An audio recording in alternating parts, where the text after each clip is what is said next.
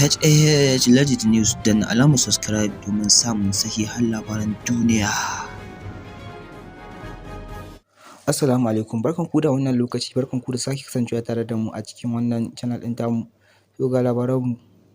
An dakatar da yin gwanjon kayan Mandela.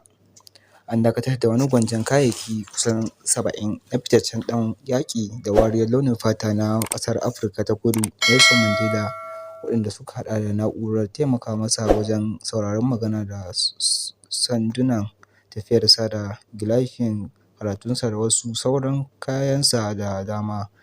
Gidan gwanjon Quincy da ke birnin New York ya sanar da hakan ne a shafin na intanet ba tare da bayar da wani dalili ba, amma hakan ya biyo bayan ƙorafe-ƙorafe da aka yi a Afirka ta Kudu kan batun sayar da kayayyakin nasa.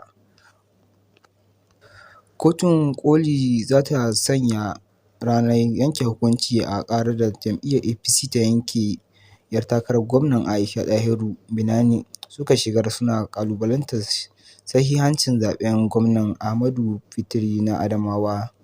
Kotun sauraron ƙorafe-ƙorafen zaɓe da kotun ɗaukaka ƙara suka yi ta yi watsi da ƙarar da Binani ta shigar na ƙalubalantar nasarar Fintiri a zaɓen shugaban gwamna a shekarar 2024. Kwamitin Sulhu ta Majalisar Ɗinkin Duniya zai gana domin tattaunawa takun-saƙa tsakanin Somalia da Habasha kan yarjejeniyar da aka ƙulla ta tashar jiragen ruwa da Jamhuriyar Somaliland mai cin gashin kanta. Gidan talabijin na gwamnatin Somaliya SNTV ya ba da rahoton cewa taron na ranar Litinin zai yi magana game da abubuwan da ke faruwa a ƙasashen biyu. Rikicin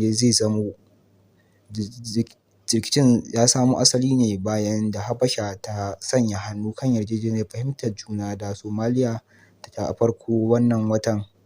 Yarjejeniyar ta ba wa Habasha, wadda ba ta da takardun, damar samun tashar jiragen ruwa don ayyukan soji da kasuwanci.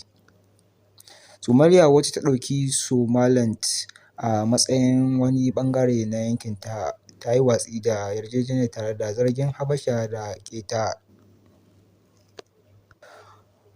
Ministan harkokin wajen Somaliya Musa Kabba ya musanta zargin da ƙasashen Nijar da Mali da Burkina Faso da ke ƙarƙashin jagorancin mulkin soja suka yi na cewa ƙungiyar ƙasashen Afirka ta Yamma (ECOWAS) na ƙarƙashin ikon ƙasashen waje.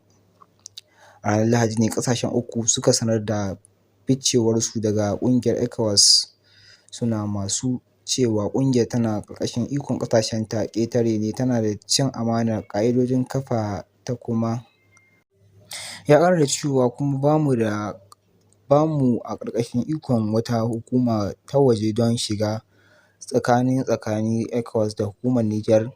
Dangantaka tsakanin ƙungiyar da ƙasashen uku ta samu ne bayan gaza cimma matsaya kan yadda za a sasanta batun juyin mulki da aka samu a cikinsu.